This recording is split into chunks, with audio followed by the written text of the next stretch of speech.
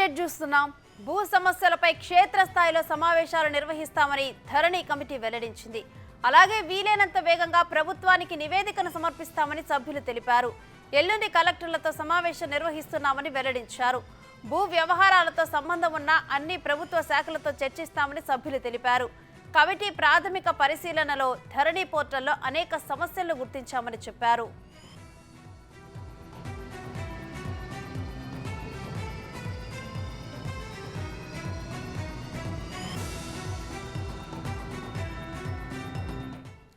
ధరణి తప్పిదాల కారణంగా రైతులు తీవ్రంగా నష్టపోయారని అన్నారు. అందుకే హైకోర్టులో అనేక కేసులు పెండింగ్లో ఉన్నాయని చెప్పారు.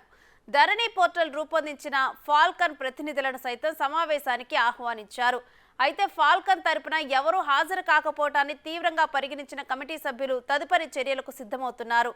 హైదరాబాద్ సీసీఎల్ఏ కార్యాలయంలో ధరణి కమిటీ సమావేశంపై కీలకమైన నిర్ణయాలు తీసుకుంటారు. గతంలో అంటే 2017 భూ రికార్డుల ప్రక్షాళన మొదలుపెట్టేదానికంటే ముందు గతంలో కూడా భూమి హక్కు పత్రాలు చాలా సమర్థవంతంగా ఉన్నాయి. పట్టదారు పాస్ పుస్తకం ఉన్నది, దానికి సంబంధించి టైటిల్ పుస్తకం కూడా ఉంది.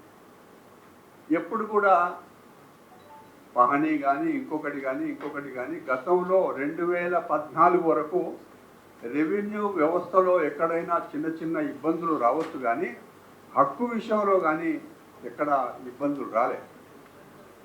2014 నుంచి ఇప్పటి వరకు వచ్చిన సమస్యలలో హక్కు అనేది హరించిపోయింది. హక్కు హరించిపోయిన తర్వాత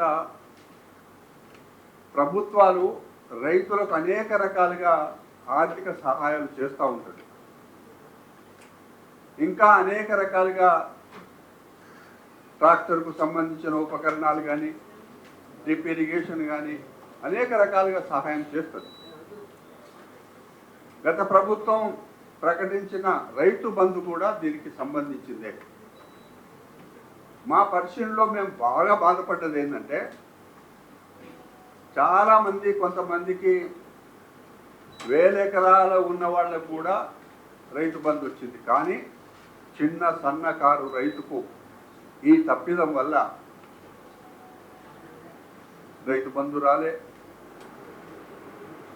బ్యాంకుకు పోతే అప్పు రాలే,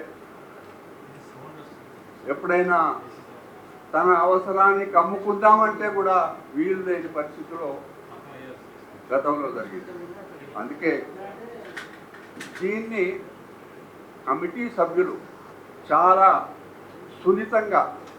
సునిశ్చితంగా మళ్ళీ భవిష్యత్తులో ఇబ్బందులు రాకుండా ధరణి పేరు ఏదైనా ఉండనియండి, కానీ హక్కుదారి పేరు ఆన్లైన్లో ఉంటేనే హక్కున్నట్టు. ఇక ధరణి కమిటీ సమావేశమే కీలక అంశాలపైన కొన్ని నిర్ణయాలు తీసుకుంది. వీటికి సంబంధించి కొన్ని అయితే డీటెయిల్స్ ఏంటి అనేది మా ప్రతినిధి రానాని అప్డేట్స్ అడిగి తెలుసుకుందాం. రానా, ధరణి కమిటీ సమావేశంలో ఏ నిర్ణయాలు తీసుకుంది, డీటెయిల్స్ ఏంటి? ఇవాళ ధరణి కమిటీ 3వ సమావేశాన్ని నిర్వహించింది. ఈ 3వ సమావేశంలో అనేకమైనటువంటి కీలకమైనటువంటి అంశాలపైన వారు డిస్కస్ చేయడం జరిగింది. అలాగే ఇతరుల నుంచి వచ్చినటువంటి సూచనలు సలహాలు కూడా వారు ఇవాళ స్వీకరించారు. దాంతోపాటు ఈ ధరణి పోర్టల్ వల్ల కూడా చాలామంది లక్షలాది మంది హక్కు కోల్పోయారు. దాంతోపాటు భూ పట్టాలు లేక వారు దాన్ని ఏమి చేయలేకపోతున్నారు, అమ్ముకోలేకపోతున్నారు. చాలా వరకు కూడా చిన్న సన్నకారు రైతులందరూ కూడా చాలా ఇబ్బందులు పడుతున్నారన్నట్టు కూడా ఇవాళ కోదన్ రెడ్డి ప్రెస్ మీట్లో చెప్పినటువంటి నేపథ్యం. దాంతోపాటు ఇప్పటి వరకు కూడా అనేక కోణాల్లో కూడా కొన్ని వినతులు కూడా వచ్చాయి. కేవలం ఒక ధరణి పోర్టల్ని ప్రక్షాళన చేస్తే సరిపోదు, ఇతరకు సంబంధించినటువంటి డిపార్ట్మెంట్స్ కూడా ఉన్నాయి. రెవెన్యూ డిపార్ట్మెంట్స్తో పాటు అగ్రికల్చర్ డిపార్ట్మెంట్ ఉంది, అలాగే స్టాంప్స్ డిపార్ట్మెంట్ ఉంది. ఈ డిపార్ట్మెంట్లతో కూడా వారితో అంతా చర్చలు జరిపిన తర్వాత దీనిపైన పూర్తిగా మేము నివేదిక ఇస్తామని కూడా చెప్తున్నారు. దాంతోపాటు కొన్ని రోజుల్లో సెలెక్టెడ్కి సంబంధించినటువంటి కొంతమంది జిల్లా కలెక్టర్ని మేము సమావేశమైన తర్వాత వారి నుంచి కూడా సూచనప్రాయంగా కొన్ని సలహాలు సూచనలు తీసుకున్న తర్వాత దాంతోపాటు మరికొంతమంది చాలామంది అనేక రకాలైన వ్యక్తులు కూడా మేము కలవాల్సి ఉంది. వారిని కూడా కలిసిన తర్వాత ప్రాథమిక నివేదిక అనేది మేము సిద్ధం చేస్తామనేసి కూడా వారు చెప్తున్నారు. ఆ ప్రాథమిక నివేదిక వచ్చిన తర్వాత ప్రభుత్వం సిద్ధం చేస్తాం. తర్వాత ఇప్పటివరకు ధరణి సంబంధించినటువంటి సమస్యల పైన మేము నివేదిక అనేది ఒక టైం బాండ్ అయితే ఇంకా ప్రకటించలేదు. కాబట్టి ప్రస్తుతం రాష్ట్ర ప్రజల నుంచి అలాగే అనేక వర్గాల నుంచి ప్రజల నుంచి వచ్చినటువంటి విజ్ఞాపనలు సూచనలు దాంతోపాటు కమిటీ ఎంతవరకు ఏ మేరకు ఇప్పటివరకు రీసెర్చ్ చేసింది ఎవరెవరి అభిప్రాయాలు తీసుకుని దాని రిపోర్ట్గా మలిచిందన్న దానిపై కూడా ప్రభుత్వంతో డిస్కస్ చేసి ఈ యొక్క కమిటీ రిపోర్ట్ని అయితే ఇవ్వబోతున్నట్టుగా మనకు సమాచారం అవుతుంది. దాంతోపాటు వారు ఒక కీలకమైనటువంటి పాయింట్ని రైజ్ చేశారు. ఎందుకంటే ఈ కమిటీ ప్రాబ్లమ్స్ సాల్వ్ చేయదు, మార్పులు చేర్పులు మాత్రమే చేస్తుంది, సలహాలు మాత్రమే ఇస్తుంది, కానీ దీన్ని ఇంప్లిమెంట్ చేయండి అనేది మాత్రం మేము ఎక్కడా చెప్పము. పూర్తిగా ముఖ్యమంత్రి బాధ్యత అలాగే మంత్రిమండలి బాధ్యత ఉంటుందనేసి కూడా వారు చెప్పినటువంటి నేపథ్యం అయితే కనపడుతుంది. ప్రధానంగా మాకు ధరణి సమస్యలపైన మేము ఫోకస్ పెట్టాము. ఇతరమైనటువంటి ఏ సమస్యల మీద పెద్దగా పట్టించుకోవడం లేదు. పైగా ఈ సబ్జెక్టు అనుభవం ఉన్నటువంటి కలెక్టర్స్ కూడా చాలా మంది ఉన్నారు కాబట్టి ఈ భూ తగాదాలపైన కూడా దీనిపైన కూడా వారు అనేకమైనటువంటి ఇష్యూస్ కూడా వారు క్లియర్ చేసినటువంటి అనుభవం ఉన్నటువంటి చాలామంది జిల్లా కలెక్టర్లు ఉన్నారు. వారిని కొంతమందిని మేము సెలెక్ట్ చేసుకున్నాం. ప్రభుత్వం అనుమతిస్తే వారితో మీటింగ్ అయిన తర్వాత మరికొంత రిపోర్ట్లు మేము పెట్టడానికి ఆస్కారం ఉంటుందనేసి కూడా ఇవాళ ధరణి కమిటీ సభ్యులు చెప్పినటువంటి నేపథ్యం కనపడుతుంది. దాంతోపాటు ఈ చట్టాల్లో మార్పులు తేవాలనే అంశం అనేది కంపల్సరీ కూడా వాళ్ళు చెప్తున్నారు. దాంతోపాటు మరొక కీలకమైనటువంటి అంశం, ఈ ధరణి పోర్టల్ని ఎవరైతే వెబ్సైట్ తయారు చేశారో విదేశీ కంపెనీ ఫాల్కన్ కంపెనీ గత 2 మీటింగులకు కానీ ఇవాళ జరిగినటువంటి మీటింగ్ కానీ వారిని పిలిచాము, కానీ ఇప్పటి వరకు వారి నుంచి ఎటువంటి స్పందన రాలేదు.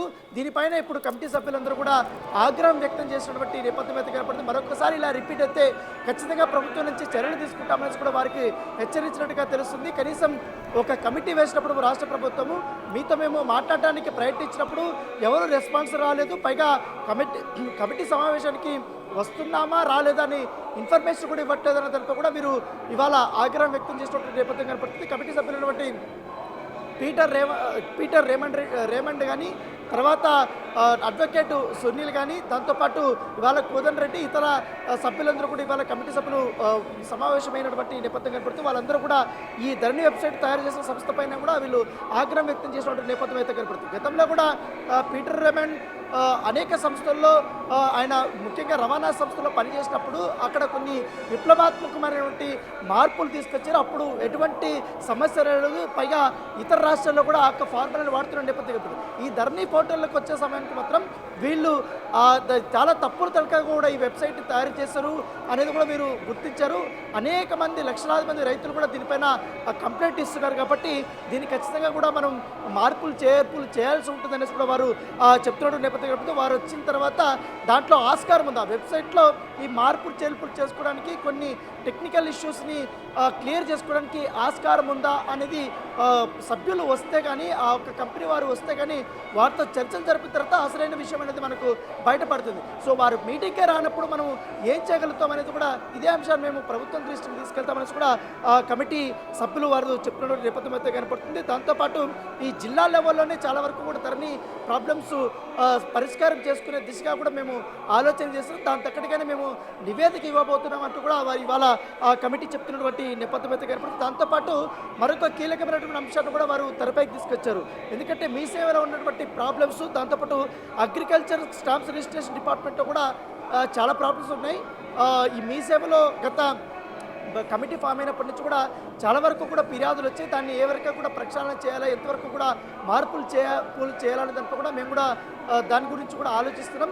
దాని గురించి కూడా నివేదిక సిద్ధం చేసుకుంటాం. దాంతోపాటు ఈ అగ్రికల్చర్ కానీ అలాగే స్టాంప్స్ అండ్ రిజిస్ట్రేషన్స్ డిపార్ట్మెంట్ కూడా ఈ ధరణి పోర్టల్ సంబంధించిన విషయంలో వీళ్ళు కూడా లింక్డ్గా ఉంటారు. కాబట్టి ఒక్క ధరణి పోర్టల్ మాత్రమే ధరణి సమస్యను మాత్రమే తీర్చి సరిపోదు. ఈ యొక్క డిపార్ట్మెంట్లో కూడా అనుబంధంగా ఉంటాయి. కాబట్టి వీటిల్లో కూడా ప్రక్షాళన చేస్తే కంపల్సరీ ఎవరైతే భూ హక్కుదారులు ఉంటారో ఆయనకి న్యాయం జరుగుతుంది అనేసి కూడా ఈ కమిటీ అభిప్రాయపడినటువంటి నేపథ్యం అయితే కనపడుతుంది. దాంతోపాటు ఇతర అంశాలపైన కూడా మేము దృష్టి పెడతామని చెప్తున్నాం. దాంతోపాటు ఈ కంప్యూటర్స్ రికార్డ్స్లోకి ఎక్కించిన అంశాలపైన కూడా మీరు ప్రముఖంగా ప్రస్తావించారు. ఏ రాష్ట్రంలో భూముల వివరాలు ఎక్కించారనే దాంట్లో కూడా మేము వివరాలు తీసుకుంటాము.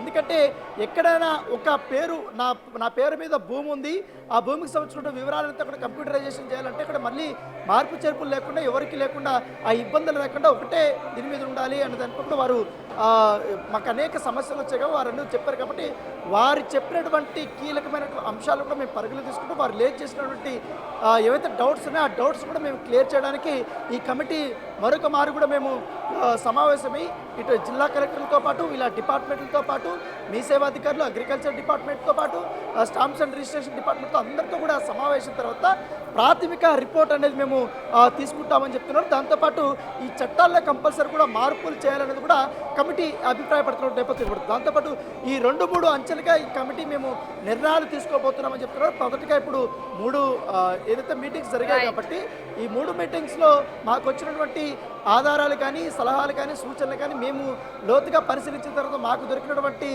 లొసుగులు కానీ ఇవన్నీ కూడా కమిటీకి ప్రాథమిక ఇచ్చిన తర్వాత మరి కొన్ని ప్రభుత్వం నుంచి కొన్ని పర్మిషన్స్ తీసుకొని మేము పూర్తి స్థాయిలో నివేదికనైతే మేము రెడీ చేస్తామనేసి ధరణి కమిటీ చెప్తున్న నేపథ్యంగా పడుతున్నాయి. Thanks for the updates Rana.